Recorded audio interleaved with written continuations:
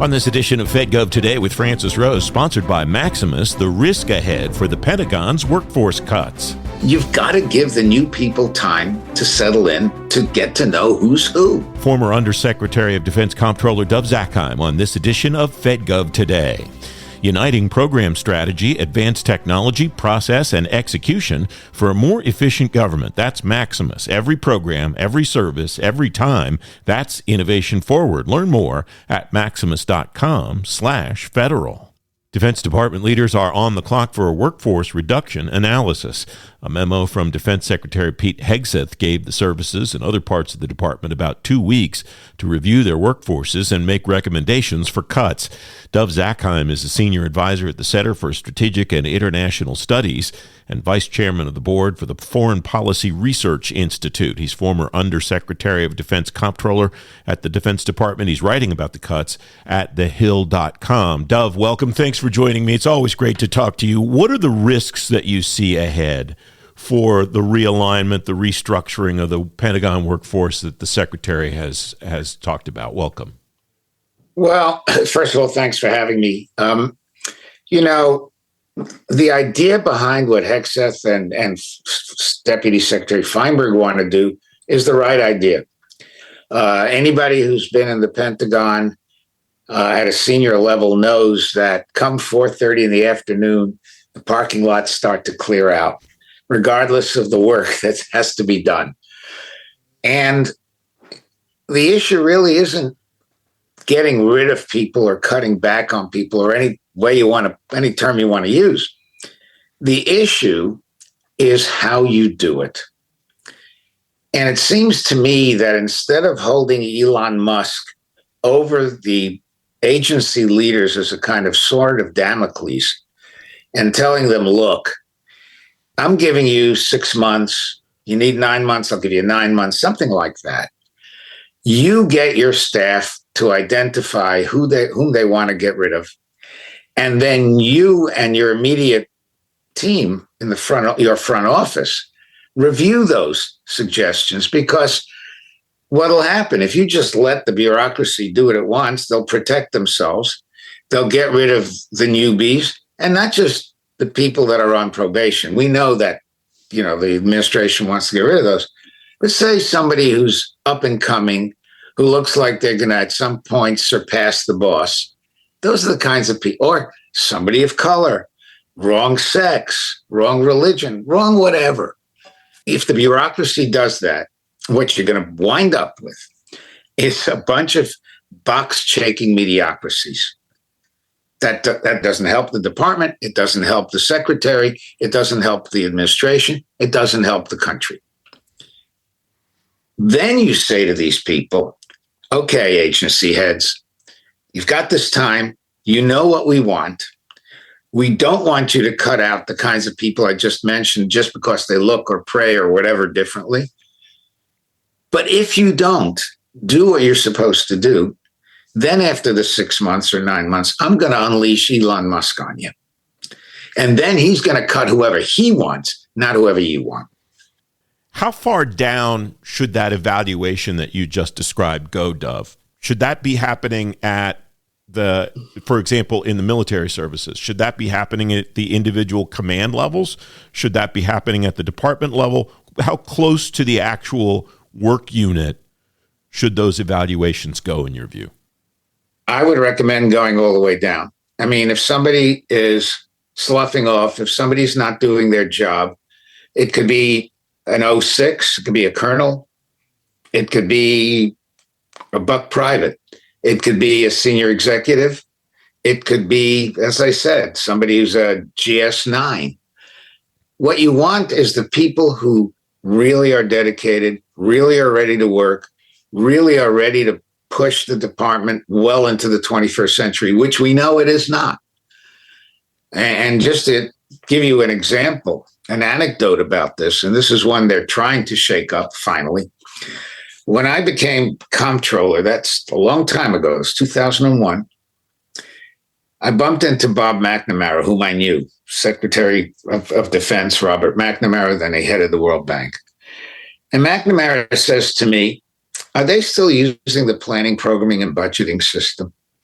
And I said, yeah. He goes, but I brought that in all those years ago. That was 25 years ago we had that conversation. Now, I was the one who added the E, execution, to the system.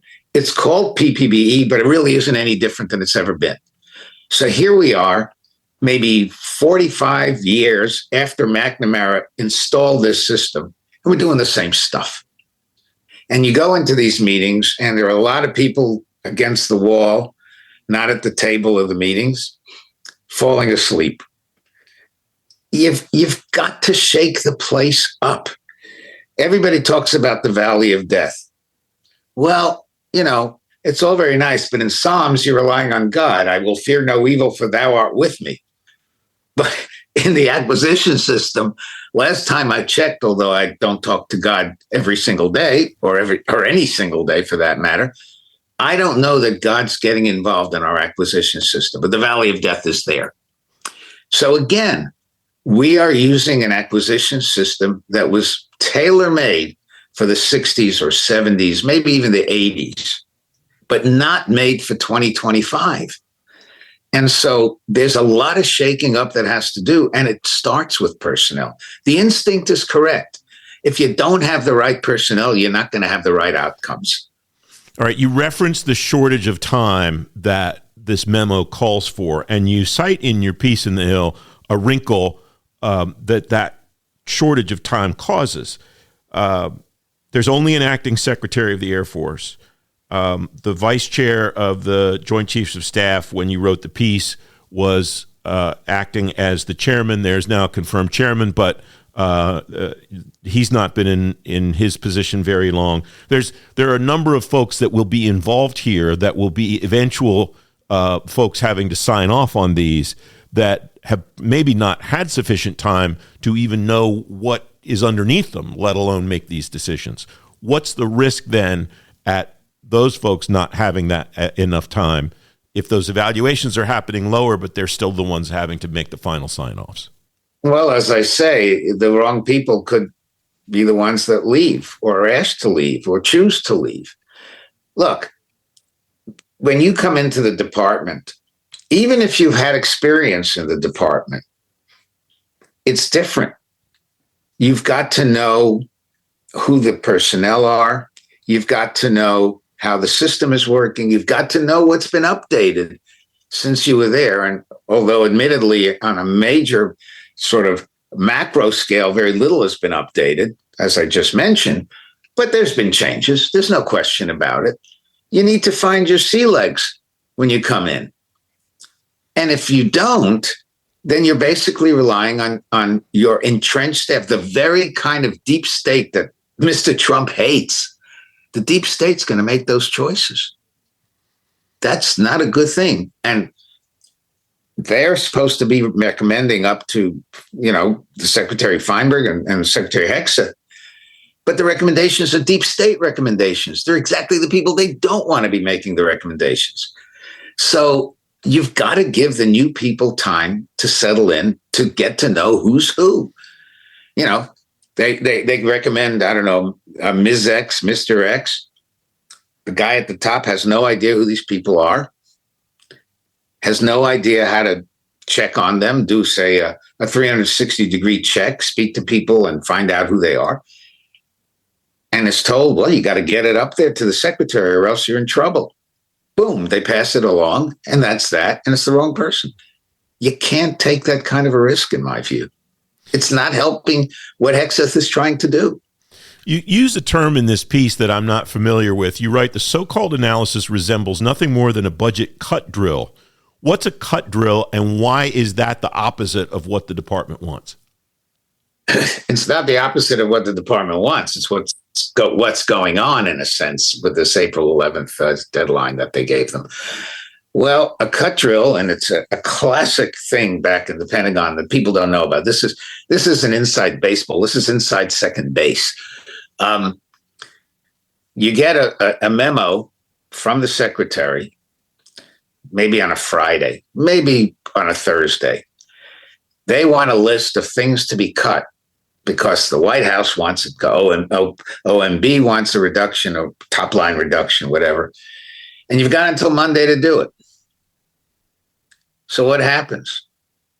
Everybody's now knows they're going to be working the whole weekend. They want to get through this thing quickly. They don't have time to check every element in the budget, in their budgets. So what do? They look for programs they don't know anything about. Cut. They look for programs they don't really like. Cut. And finally, they look for programs that they like a lot, but know that Congress will give them back anyway, because Congress, for whatever reason, a member's district, a senator's state, they know that it'll come back. These are called gold watches, and they'll cut those too. So you've got two sets of bad cuts and a third cut that's going to come back and not even solve your problem. That's a cut drill. And how does that compare, in your view, to the proposition that the department's undertaking on personnel? Well, it's the same thing. You're giving them such little time that, just like you could well be cutting the wrong programs, you're going to be cutting out and getting rid of the wrong people. It's a function of time. Just like you really need more time, like the system normally does before these drills happen, going through programs, reviewing them, comparing them to other programs, knowing what needs to be done given the external environment and given the fact that pretty much anything you buy, you're going to be using for some time, and just doing what I just described. Now, I'll give you an example of how cut drills have really hurt us. And not just cut drills, general budget production. Hypersonics. When I was comptroller, we gave very little money to hypersonics. I was speaking to somebody recently who had done his doctoral work in hypersonics in the 70s and 80s. Here we are today, panicking over hypersonics. Finally, we're going full bore on something that, had we done this gradually and seriously over the past 25 years, we'd be ahead of the Russians, without a doubt. And you can go into so many other programs and see the same thing. Things that just linger, things that might never be funded, or if they are funded, they sort of stay in DARPA forever. It's just not the way to do things. And this isn't the valley of death issue, because the valley of death issue is, how do I get from the lab to production? This is a separate issue. This is, am I seriously reviewing what I need to keep, or am I just throwing it out the window because I have a cut drill? Dov, it's great to talk to you as always. Appreciate your piece and appreciate your time to talk about it today. Thank you. Thank you. You can find a link to Dov's piece in The Hill and the memo from the Defense Secretary on today's show page at fedgovtoday.com. One of the candidates to become the next chief of naval operations is on the next FedGov Today TV. The commander of Navy Fleet Forces Command, Admiral Darrell Caudle, will tell you how his service's One Atlantic concept has matured.